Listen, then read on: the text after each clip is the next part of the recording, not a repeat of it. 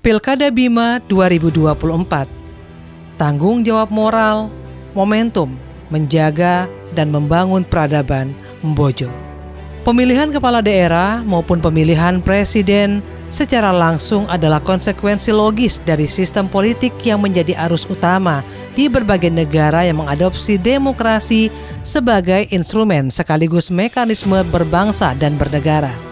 Salah satu prinsip yang didengungkan adalah semua orang memiliki hak yang sama dalam menentukan hak pilihnya. Sang kandidat yang dianggap mampu memperjuangkan kepentingan pemilih di ranah legislatif maupun eksekutif, maka rakyat sepenuhnya berdaulat penuh. Prinsip one man, one vote yang berarti satu orang, satu suara pun berlaku. Di sisi lain, adagium suara rakyat adalah suara Tuhan, mengisyaratkan betapa suara rakyat menjadi sakral. Pada prinsipnya, semua konsensus bersama berbagai sistem tentu bagus. Hanya saja, itu tergantung dari kesadaran seluruh warga negara. Demokrasi dalam citanya yang ideal memang mulia, akan tetapi fakta di lapangan tentulah miris. Bayangkan, seorang yang tidak tamat sekolah dasar, hak suaranya akan setara dengan suara seorang guru besar ilmu politik. Disinilah bukti bahwa demokrasi rapuh dalam membangun peradaban melalui proses politik. Di tengah kondisi demikian, maka sangat kecil mengharapkan wakil di legislatif ataupun eksekutif yang berkualitas.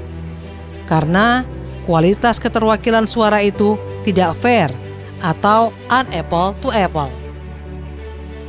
Itu sebab saya mengatakan pada beberapa seminar bersama dan diskusi terbatas, suara terbanyak itu bukan representasi dari keterwakilan, aspirasi kebaikan, karena suara yang banyak atau pemenang datang dari mereka yang kurang akal dalam proses politik.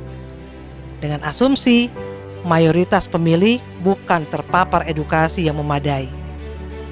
Perjuangan untuk menjaga peradaban. Pasca runtuhnya sistem khilafah, masuklah era jahiliyah modern. Aktivitas politik sejatinya sarana membangun peradaban manusia. Setidaknya manusia bisa saling memuliakan di atas prinsip equality before the human right. Setidaknya membawa manusia dari fase kegelapan pada fase ketercerahan dengan menempatkan harapan pada pejabat daerah terpilih tersebut akan berperan sebagai eksekutor visi dan misi yang telah dijanjikan dalam kampanye. Visi misi yang benar adalah yang dapat diukur atau measurable dan masuk akal atau acceptable, sehingga dapat berkontribusi pada peradaban. Figur yang memiliki kapasitas, topangan kompetensi, kemampuan mengeksekusi secara kolektif adalah hal yang sangat penting dan menentukan. Tentu tidak ada pemimpin yang dipilih yang ideal. Plus minus pasti ada. Dalam kondisi demikian, maka itu sebab saya mengilustrasikan cara memilih pemimpin setara dengan memilih jodoh. Dalam hal ini, Nabi Muhammad SAW mewanti-wanti agar memilih yang agamanya bagus, minimal integritasnya baik dan matang kepribadiannya. Jika ada pemimpin yang sempurna, maka dia hanya berpura-pura seperti seekor babi yang memasukkan sesuatu ke dalam hidungnya agar kelihatan seperti seekor gajah atau Liu Shaoqi. Rotasi kepemimpinan sebagai solusi.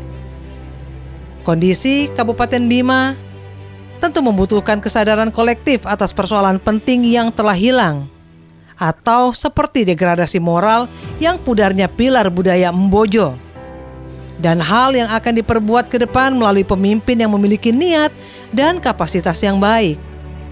Degradasi moral adalah persoalan yang paling disorot karena moral sejatinya adalah benteng dari kerusakan peradaban. Oleh sebab itu, ikhtiar dan doa mesti sebangun agar ada perubahan. Rotasi kepemimpinan dari kelompok pendukung status quo dan kaum pragmatis kepada mujadid politik adalah keniscayaan. Penjelasan analisa singkatnya kira-kira begini. Kelompok penguasa sebelumnya sudah berapa lama berkuasa? Apa hasilnya secara konkret atau bukan stempel dari lembaga audit dan aspirasi organisasi atau NGO? Persoalan sosial bagaimana trennya?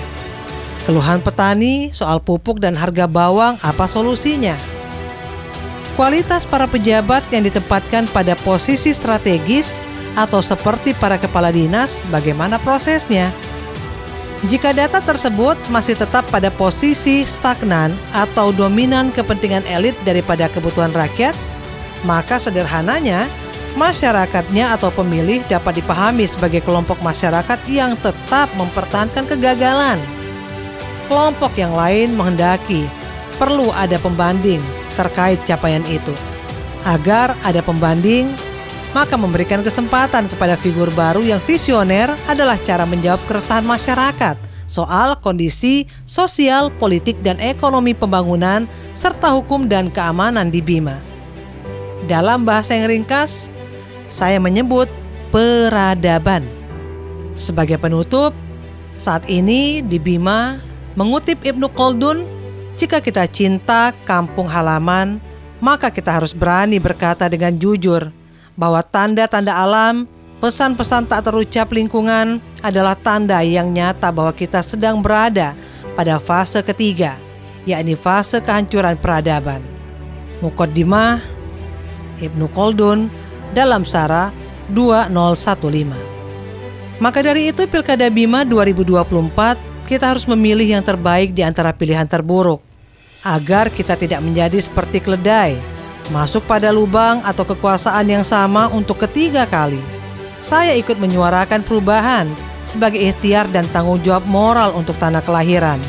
Kita boleh fanatik terhadap figur di atas alas apapun termasuk terah keturunan, tetapi fanatik buta itu yang haram karena hal itu menyesatkan, sehingga kita tidak bisa membedakan mana yang baik dan mana yang buruk.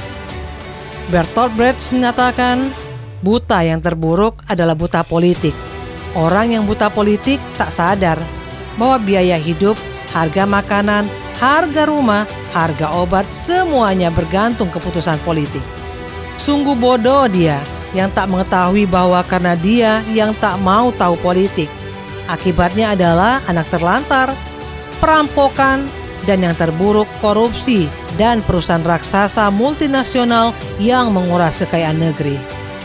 Sentak beta kahabakanari di Samenana Weki. Ini pandangan dan pendapat politik saya sebagai orang Bima.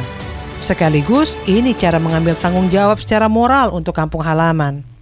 Ada nasihat sahabat saya orang Bima di Jakarta tentang puncak dari puncaknya bodoh atau sempula, yakni sempula sempake haakone kamaa.